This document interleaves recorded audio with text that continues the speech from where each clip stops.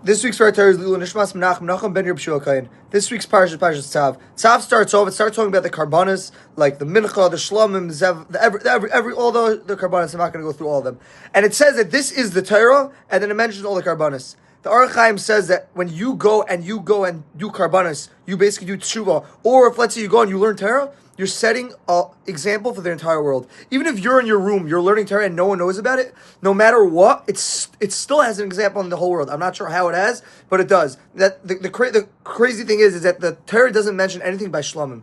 It says all by mincha, all these things, by oila, you're going to light fire in the world and everything, but by shlamim it doesn't say anything.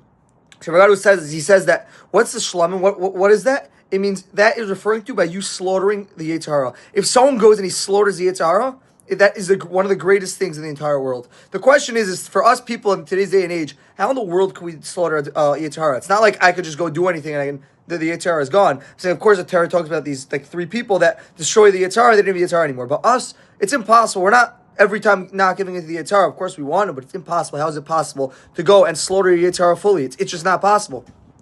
The answer is that there was this kid, he grew up on a farm. What he used to do is milk cows, nothing. And he didn't know anything about the outside world. He knew nothing. He didn't know what football is. He didn't know what a pool is. He didn't know what a swing set is. Nothing, legit nothing. And his father promised him that one day he'll take him to the city. He told him this and this day, we're going to take you to the city. And he decided, fine. He's waiting for that day. Couldn't sleep the night before. He's pumped to go to the city. And all of a sudden, his father wakes him up. We're going to the city today. They take a horse and wagon, and they're going to the city. When they get to the city, he sees a whole commotion going on. He doesn't know what's going on. He sees these people in white clothing and people in pink clothing. He's like, what is going on? And then all of a sudden in the middle, he sees them kicking this round ball that looked like zebras on it. It was black and white, a ball. They're kicking, trying to get into a net. He didn't know what was going on. He's like, what are they fighting about? And he's going crazy. He's like, I had enough. He ran on the field. He took the ball away and started running. Everyone was chasing him. The players, the fans. Everyone's like, what are you doing? A player walked up to him and said, why are you taking our ball away? And he decided, he's like, I'm trying to help you guys. You guys look like you're fighting. So I decided, I'll go take this ball. I'll go to the city, buy you guys another ball, and you'll be happy. Why? What's wrong with that?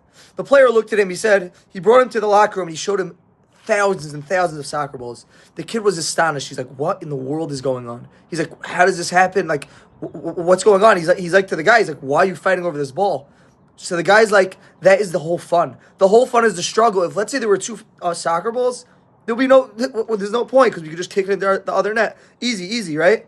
The whole point is that we have to all of us have to fight over this ball to get it into the net. That is the whole thing. If there's no struggle, there's no gain, right? And if there's no gain, there's no fun. So that's what he told his boy. So with this, maybe you could say this is what slaughtering the Yetzer Hara is. It's not that you have to go and actually slaughter him and do nothing. What you have to do is you have to go through the struggle. You have to go. Yetzer Hara says, wake up for Shabbos in the morning and you're in bed. It's 9 o'clock and you're like, why should I get up? I'll get up in 10 minutes. I'll get up in a half hour. That is the Yetzer Hara. That's a struggle. Just go and say, no, I'm going to get up. I'm going to get up out of bed. I want to gain. I want to do the struggle. I don't want to be like this kid that's like, oh, you guys are fighting? Let me take it away. Why? Because the struggle is the only gain. And the only way to gain is if you're going to struggle. And that's what you could say. That's what it means with slaughtering the actual Yetzer Hara. It doesn't mean literally getting rid of him fully. It just means you have to struggle, go through it. And if you're going through struggling with the Yetzer Hara, it means you're a real person. You actually care. If you're someone that's not struggling with the Yetzer Hara, he just gives in every time, then you're fine. Impossible you don't struggle with it. But if you're a guy that just says, like, I don't struggle with it, it means that you don't care about the Yetzer Hara and you just give in to him every time. That is the opposite of the shlamim thing. So what you have to do is you have to just try, you have to struggle, but not literally slaughter the Yetzer Hara. Have an amazing Shabbos.